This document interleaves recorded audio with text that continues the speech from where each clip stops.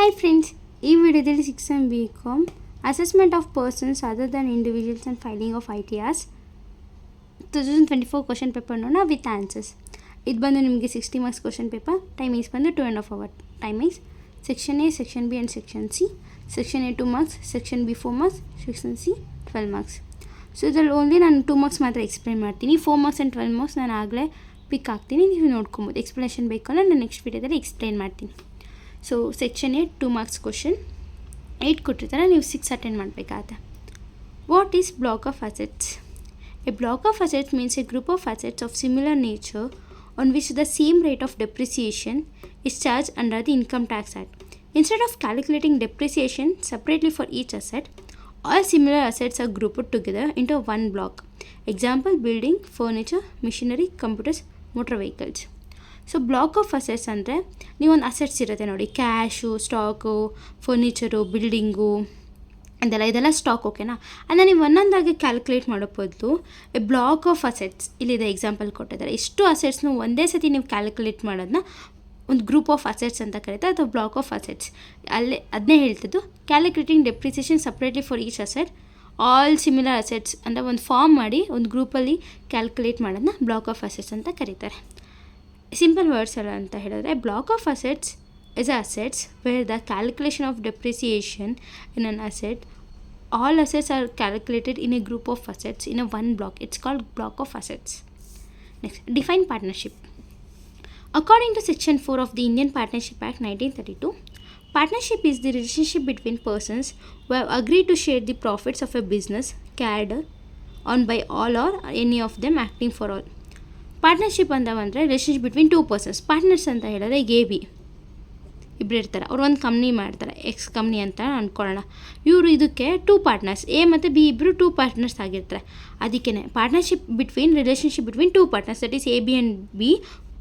Both are agree to profits of the business. ಅಂದರೆ ಏನು ಮಾಡಿರ್ತಾರೆ, ಇಬ್ಬರೂ ಶೇರ್ ಬಿಸ್ನೆಸ್ಸಲ್ಲಿ ಇಬ್ರಿಗೂ ಇವ್ರಿಗೆ 50%, ಇವ್ರಿಗೆ 50% ಶೇರ್ ತೊಗೊಳಕ್ಕೆ, ಅಮೌಂಟ್ ತೊಗೊಳಕ್ಕೆ ಪ್ರಾಫಿಟ್ನ ಇಬ್ರಿಗೂ ಅವೈಲೇಬಲ್ ಇರುತ್ತೆ. So that is called partnership. So what is Indian company? An Indian company is a company registered under the Companies Act in India. It has its registered office within India. The company carries on business according to Indian law and regulations. It may be public or private in nature. An Indian company enjoys a separate legal entity from its owners. It is required to pay tax according to the Indian income tax of the India. So an Indian company ಅಂತ ಹೇಳಿದ್ರೆ ಇದು ಇಂಡಿಯಾದಲ್ಲಾದರೂ ಇರ್ಬೋದು ಅಥವಾ outside Indian ಆದರೂ ಇರ್ಬೋದು, ಓಕೆನಾ? ಏನಾಗುತ್ತೆ ಅಂತ ಹೇಳಿದ್ರೆ, ಇಂಡಿಯನ್ ಲಾ ಪ್ರಕಾರ ಇದು ಪಬ್ಲಿಕ್ ಅಥವಾ ಪ್ರೈವೇಟ್ ನೇಚರ್ ಆಗಿರಲಿ, ಇಂಡಿಯಾದಲ್ಲಿ ಔಟ್ಸೈಡ್ ಇಂಡಿಯಾ ಆಗಲಿ, as per the income tax law and practices ಅವರು ಟ್ಯಾಕ್ಸ್ನ ಪೇ ಮಾಡಬೇಕಾದ, as per the Indian tax pay ಮಾಡಬೇಕಾದ, ವಿತಿನ್ ಇಂಡಿಯಾ ಇರಲಿ ಔಟ್ಸೈಡ್ ಇಂಡಿಯಾ ಇರಲಿ. That is called an Indian company. Next, give the meaning of self assessment tax. Self-assessment tax is the tax paid by a taxpayer on his own after calculating total income and tax liability for a financial year. It is paid before filing the income tax return when the tax payable remains unpaid. Even after adjusting TDS and advance tax, this tax helps the taxpayer clearly any remaining tax due to its government. Self assessment tax ಅಂತ ಹೇಳಿದ್ರೆ, ನೀವೊಂದು tax pay ಮಾಡ್ತಿರ್ತೀರ, ಅದನ್ನ ಹೇಗೆ calculate ಮಾಡ್ತಾರೆ ಅಂದರೆ, income tax ಮೇಲೆ ಒಂದು financial year ಇರುತ್ತೆ, ಅದ್ರ ಮೇಲೆ ನೀವು ಟ್ಯಾಕ್ಸ್ ಪೇ ಮಾಡೋದನ್ನ ಸೆಲ್ಫ್ ಅಸೆಸ್ಮೆಂಟ್. ನೀವಾಗೇ ಪೇ ಮಾಡ್ತೀರ ಟ್ಯಾಕ್ಸಸ್ನ. ಲೈಕ್ ಈಗ ನಿಮ್ಮದೊಂದಿಷ್ಟು ಒಂದು 30 lakh ಬಂತ ಹೇಳಿದ್ರೆ ಅದಕ್ಕೆ ಎಷ್ಟು ಪರ್ಸೆಂಟ್ ಅಂತ ಇರುತ್ತೆ, ಒಂದು 15% ಇರುತ್ತೆ ಅಂದ್ಕೊಳ್ಳಿ, 15 to 20%. ಸೊ ಅದ್ರ ಮೇಲೆ ನೀವು ಇಷ್ಟು 15 to 25% ಟ್ಯಾಕ್ಸ್ ಮಾಡಿ ಅದ್ರಲ್ಲಿ TDS ಎಲ್ಲ ಡಿಡಕ್ಟ್ ಮಾಡೋದನ್ನೇ ಸೆಲ್ಫ್ ಅಸೆಸ್ಮೆಂಟ್ ಟ್ಯಾಕ್ಸ್ ಅಂತ ಕರೀತಾರೆ. ಇದು meaning. Next, who is not liable to pay advance tax? The following persons are not able to pay advance tax. ಎಷ್ಟೊಂದು ಜನ ಇದ್ದಾರೆ ಅವರು ಅಡ್ವಾನ್ಸ್ ಟ್ಯಾಕ್ಸ್ನ ಪೇ ಮಾಡೋಕ್ಕೆ ಎಲಿಜಿಬಲ್ ಆಗಿರಲ್ಲ. A person whose total tax liability is less than 10,000 in a financial year. ಒಂದು ವರ್ಷದಲ್ಲಿ ಅವ್ರಿಗೆ 10,000 ರೂಪಾಯಿ ಬಂದರೆ, ಲೈಕ್ ಕ್ಯಾಲ್ಕುಲೇಟ್ ಮಾಡೋದು ತಿಂಗಳ 2,000 ಕ್ಯಾಲ್ಕುಲೇಟ್ ಮಾಡಿದ್ರೆ 10,000 ರೂಪಾಯಿ ಅವರು ಟ್ಯಾಕ್ಸ್ ಪೇ ಮಾಡೋಕ್ಕೆ ಎಲಿಜಿಬಿಲಿಟಿ ಇರಲ್ಲ. Resident scenario citizens aged 60 years or above who do not have income from business or profession. Senior citizens ಇರ್ತಾರೆ, ಅವ್ರು ಏಜ್ಡ್ 60 years ಮೇಲೆ ಇರ್ತಾರೆ, ಅವ್ರಿಗೇನು ಬಿಸ್ನೆಸ್ಸಿಂದ ಅಥವಾ ಅವ್ರಿಗೆ ಪ್ರೊಫೆಷ್ನಲ್ ಇದೇನು ಅರ್ನಿಂಗ್ ಬರಲಿಲ್ಲ ಅಂದರೆ ಅವ್ರು ಪೇ ಮಾಡೋಕ್ಕೆ ಟ್ಯಾಕ್ಸ್ನ ಇರಲ್ಲ. Individuals whose entire tax is already related through TDS. ಅವ್ರು ಟಿ ಡಿ ಎಸ್ಸಲ್ಲಿ ಡಿಡಕ್ಟ್ ಆಗಿರುತ್ತೆ ಟ್ಯಾಕ್ಸ್ ಇಷ್ಟು ಪರ್ಸನ್. ಅವ್ರು ಸಪ್ರೇಟಾಗಿ ಟ್ಯಾಕ್ಸ್ನ ಮೇಂಟೈನ್ ಮಾಡೋಕ್ಕೆ ಅವಶ್ಯಕತೆ ಇಲ್ಲ. Persons having no taxable income are also not required to pay advance tax. ಅವ್ರಿಗೆ ಏನು ಇನ್ಕಮ್ ಇರಲ್ಲ, ಎಷ್ಟು ಪರ್ಸನ್ ಅಂತ ಇರುತ್ತೆ, ಅವರು ಎಲಿಜಿಬಲ್ ಆಗಿರಲ್ಲ ಆ ಟ್ಯಾಕ್ಸಿನವ್ರಿಗೆ, ಅವರು ಟ್ಯಾಕ್ಸ್ನ ಪೇ ಮಾಡೋಕ್ಕಾಗಲ್ಲ, ಅಡ್ವಾನ್ಸ್ ಟ್ಯಾಕ್ಸ್ನ. Next question, why filing of I T R is necessary? Filing an income tax, that is I T R ಬಂದು income tax return, is necessary because it helps the government assess the income and tax liability of a tax payer. It is useful for claiming tax refunds, carrying forward losses, and maintain legal complaints. ITR filing is also important for obtaining loans, visas, and financial proof of income. It helps maintain transparency and proper tax records. ITR ಏನಕ್ಕೆ necessary ಆಗುತ್ತೆ ಅಂದರೆ, ನಾವು claiming ರೀಫಂಡ್ಸ್ ಮಾಡೋಕ್ಕೆ easy ಆಗುತ್ತೆ. Carrying forward losses ಏನಾರು ಆಗಿರೋ ಅದಕ್ಕೆ helpful ಆಗುತ್ತೆ. Then also maintain legal complaints, ನಾವೇನಾದರೂ ಲೈಕ್ ಸಮ್ ಸರ್ಟೈನ್ ಅಮೌಂಟ್ಸ್ ಇರುತ್ತೆ, ಅದನ್ನ ನಾವು ಮೇಂಟೈನ್ ಮಾಡಬೇಕು ಅಂದರೆ ಅದಕ್ಕೂ ಸಹ ಹೆಲ್ಪ್ ಮಾಡುತ್ತೆ. It is also main important for obtaining loans ತೊಗೊಳಕ್ಕೆ, visas, financial proof of income. ನಮಗೆ ಐ ಟಿ ಆರ್ ಏನಕ್ಕೆ ನಾವು ಇದು ಮಾಡಬೇಕು ಅಂದರೆ, ನಮಗೇನೋ ಒಂದು ಫಿನಾನ್ಷಿಯಲ್ ಪ್ರೂಫ್, ನಾವು ಇಷ್ಟು ಅರ್ನ್ ಮಾಡ್ತಿದ್ವಿ ಅಂತ ಆ ಫಿನಾನ್ಷಿಯಲ್ ಪ್ರೂಫ್ ನಮಗೆ ತೋರಿಸುತ್ತೆ ಐ ಟಿ ಆರ್. ಇದಕ್ಕೋಸ್ಕರ ನಾವು ಐ ಟಿ ಆರ್ನ ಫಿಲ್ ಮಾಡ್ಕೊಬೇಕಾಗತ್ತೆ. Next, what is E filing? That is electronic filing. E-filing is the process of filing income tax returns online through the internet. It allows taxpayers to submit their tax details electronically without visiting any office. E-filing is fast, convenient, and secure. It also helps in quick processing of return and easy access to tax records. E-filing mandu is a process of filing into an online platform ಮುಖಾಂತರ ನೀವು ಟ್ಯಾಕ್ಸ್ನ fill ಮಾಡ್ತೀರಾ. ಅದು like ನಮಗೇನು convenient ಆಗಿರುತ್ತೆ, fast ಸಹ ಇರುತ್ತೆ, time ಸಹ less spend ಮಾಡ್ಬೋದು. ಅದಕ್ಕೋಸ್ಕರ ನಾವು ಇಂಟರ್ನೆಟ್ ಮುಖಾಂತರ ಪೇ ಮಾಡೋದನ್ನ ಇ ಫಿಲ್ಲಿಂಗ್ ಅಂತ ಕರಿತೀವಿ. It's through electronically. How A T M is calculated? A T M is alternative minimum tax. It is also called as adjusted total income of a tax pair. First A T I is communicated by adding back certain deductions like under the chapter and section to the total income. Then ATM is charged at a prescribed generally, plus the tax payable is higher of the normal tax or AMT. If AMT is higher, the excess the credit can be carried forward adjusted in the future years. So AMT ಅಂತ ಹೇಳಿದ್ರೆ alternative minimum tax or adjusted total income ಆಯ್ತು ಅಂತ ಕರೀತಾರೆ. ಇದೇನು AMT ಏನು ಬಂದು 18.5% ಟ್ಯಾಕ್ಸ್ನ charges ಮಾಡುತ್ತೆ. ಅದ್ರ ಮುಖಾಂತರ ನಾವು ಒಂದು ಫ್ಯೂಚರ್ ಪರ್ಪಸಸ್ಸಲ್ಲಿ ಕ್ರೆಡಿಟ್ ಕಾರ್ಡ್ ಏನಾರು ಇದು ಬಂದಿದ್ರೆ ಅದನ್ನು ನಾವು ಫಿಲ್ ಮಾಡ್ಬೋದು. That is called AMT. Next section B ಇದೆ, ದಟ್ ಈಸ್ 4 ಮಾರ್ಕ್ಸ್ ಕ್ವಶನ್. 5 ಕೊಟ್ಟಿರ್ತಾರೆ, ನೀವು 3 ಅಟೆಂಡ್ ಮಾಡಬೇಕಾದ. This is the question. Shiva owns 2 buildings P and Q on April 1st, 2022. Rate of depreciation 10%. ಇದು ಡೆಪ್ರಿಸಿಯೇಷನ್ ಕಂಡುಹಿಡಿಯಬೇಕಾಗುತ್ತೆ. So this is the answer. So ಬರೀ ನಾನು answer with question ಮಾತ್ರ show ಮಾಡ್ತೀನಿ. Next ವೀಡಿಯೋದಲ್ಲಿ ನಾನು ಎಕ್ಸ್ಪ್ಲೇನ್ ಮಾಡ್ತೀನಿ. This the answer. ಇದರಲ್ಲಿ ಡೆಪ್ರಿಸಿಯೇಷನ್ ಕಂಡುಹಿಡಬೇಕು, ಕಂಪ್ಯೂಟೇಷನ್ ಆಫ್ ಡೆಪ್ರಿಸಿಯೇಷನ್ ಇದೆಲ್ಲ. Next this the question. PQ and R are partners in a firm sharing profits and losses equally for the year ended. So ಇದು ಬಂದು remuneration payable to partners ಎಷ್ಟಿದೆ ಅಂದರೆ ಕಂಡುಹಿಡಬೇಕಾಗತ್ತೆ. So this is the question.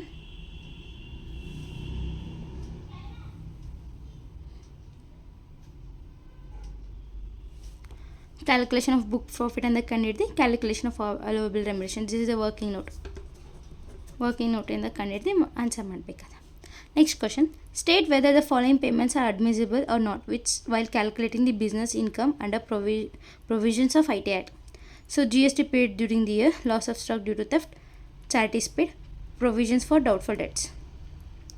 Admissible, inadmissible. Admissible ಅಂದರೆ ನಮ್ಮ ಅಂಡರಲ್ಲಿ ಬರುತ್ತೆ, inadmissible ಅಂದರೆ ಇದು ನಮ್ಮ ಅಂಡರಲ್ಲಿ ಟ್ಯಾಕ್ಸಲ್ಲಿ ಬರೋಲ್ಲ ಅಂತ. ಅಸೆಸ್ಮೆಂಟ್ ಆಫ್ ಪರ್ಸನ್ ಸಬ್ಜೆಕ್ಟ್ ಬಂದು ಇದು IT ರಿಲೇಟೆಡ್ ಥರನೇ ಇರುತ್ತೆ. ಸೊ ಸಿಮಿಲರ್ ಇದೆ. ಸೊ ಆನ್ಸರ್ ಬಂದು this is the question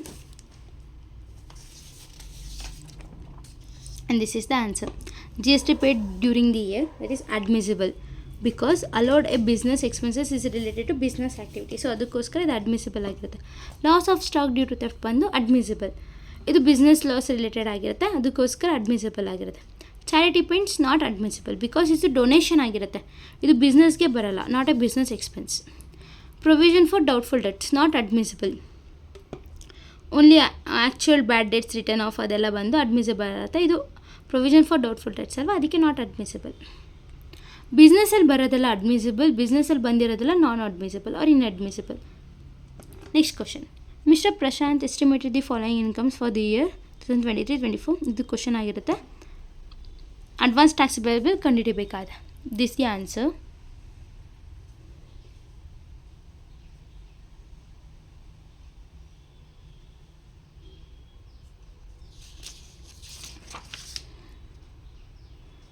so ಇಲ್ಲೂ ಸಹ ಇದೆ ಅಡ್ವಾನ್ಸ್ ಟ್ಯಾಕ್ಸಬಲ್ ಅಂತ ಇಲ್ಲಿ ಅಪ್ ಟು ಇಷ್ಟು ಪರ್ಸೆಂಟ್ ಎಷ್ಟಿದಿರುತ್ತೆ ಅಂತ ಕಂಡುಹಿಡ್ಕೊಬೇಕಾದ್ರೆ ಇಷ್ಟೆಲ್ಲ ಕಂಡುಹಿಡ್ಬಿಟ್ಟು ಲಾಸ್ಟಲ್ಲಿ ಇಷ್ಟು ಪರ್ಸನ್ಗೆ ಎಷ್ಟು ಹಾಗೆ ಅಂತ ಕಂಡುಹಿಡ್ಕೊಬೇಕು.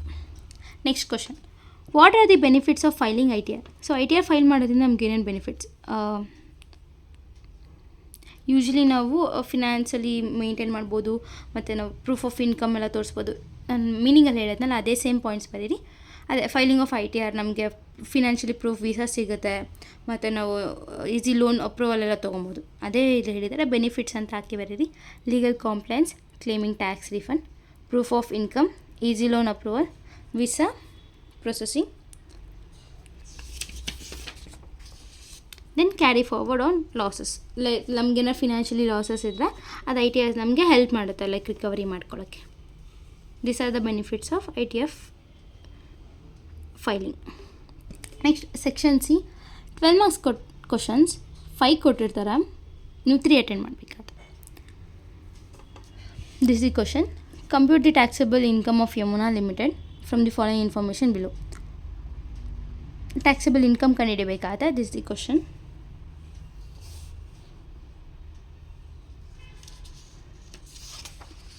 And this is the answer. So combination of income from businesses, ಇದು ಇನ್ಕಮ್ ಫ್ರಮ್ ಬಿಸ್ನೆಸ್ ಕಂಡುಹಿಡಿಬೇಕು. ನೆಟ್ ಪ್ರಾಫಿಟ್ ಅಂತ ಎಲ್ಲ ಹೇಳಿ ಹಾಕಿ ಈ ಥರ ಕಂಡುಹಿಡಿಬೇಕು. ಇನ್ಕಮ್ ಫ್ರಮ್ ಬಿಸ್ನೆಸ್ ಆದಮೇಲೆ next income taxable total income ಕಂಡುಹಿಡಿಬೇಕಾದ. ಇದು ಇಷ್ಟು answer.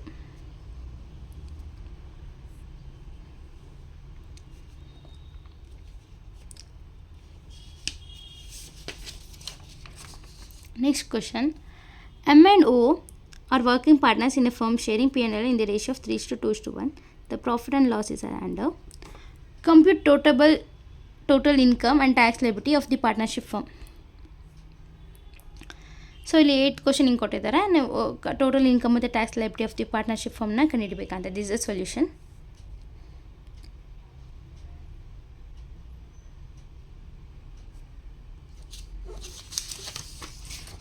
And this is the next continue answer. First admissible remuneration ಕಂಡುಹಿಡ್ಕೊಂಡಿದ್ದು ವರ್ಕಿಂಗ್ ನೋಟ್ಸ್ ಇದೆ. Calculation of business income, combination of total income of the firm, ಈ ಥರ ಕಂಡುಹಿಡ್ಕೊಬೇಕಾದ್ರೆ. ಇದ್ರಲ್ಲಿ question ಯಾವುದೇ ಡೌಟ್ ಇದೆ ಹೇಳಿ, ಆ ಸಮ್ನ ನಾನು ಸಾಲ್ವ್ ಮಾಡ್ತೇನೆ. So next calculation of tax ಲೈಬಿಲಿಟಿನ ಸಹ ಕಂಡುಹಿಡ್ಕೊಬೇಕಾದ್ರೆ. ಇದೆಲ್ಲ working note.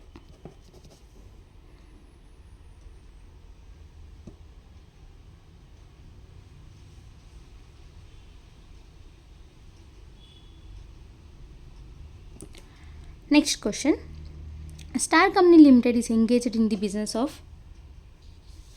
car spare parts. The following is the profit and loss account for the year 2022-23. So ಈ ಥರ ಕೊಟ್ಟಿದ್ದಾರೆ question. Profit and loss account to cost of goods ಎಷ್ಟಿದೆ, additional information ಇಲ್ಲಿದೆ. So ಇದರಲ್ಲಿ ಏನೇನು ಕಂಡುಹಿಡಬೇಕು ಅಂದರೆ taxable under normal provisions, tax payable under section 115 JB, ultimate tax liability. This is the solution.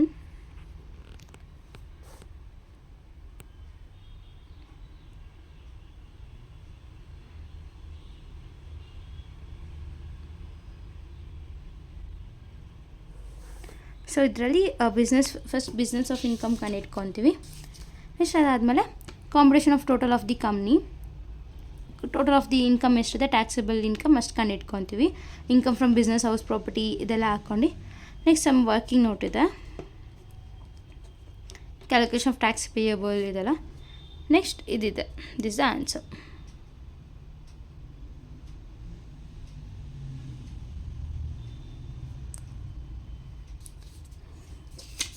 At last, next question, that is 10th one. From the following of details compute T D S amount for each transaction. So ಇಲ್ಲಿ T D S ಇದೆ, ಅದಕ್ಕೆ ಎಷ್ಟು percent rate ಅಂತ ನಾವು ಕಂಡುಹಿಡ್ಕೊಬೇಕಾಗತ್ತೆ. ಅದು ಯಾವ್ದು income ಅಂತ. This are the questions. Dividend from ಇದು ಈ ಥರ ಸೊಲ್ಯೂಷನ್ ನೀವು ಇದು ಮಾಡಬೇಕಾಗತ್ತೆ.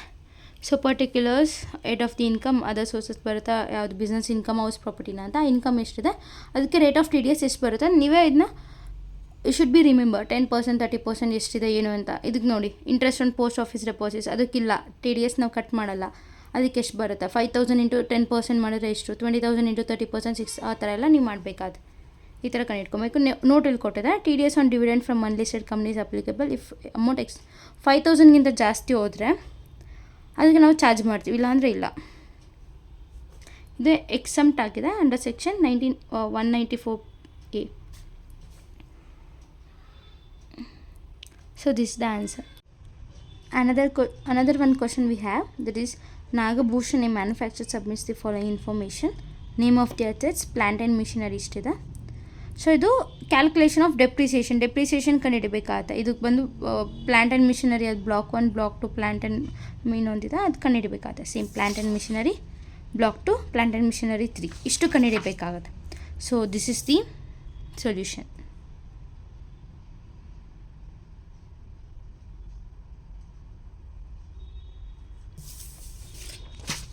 ಇಲ್ಲಿದೆ ನೋಡಿ, ಬ್ಲಾಕ್ 2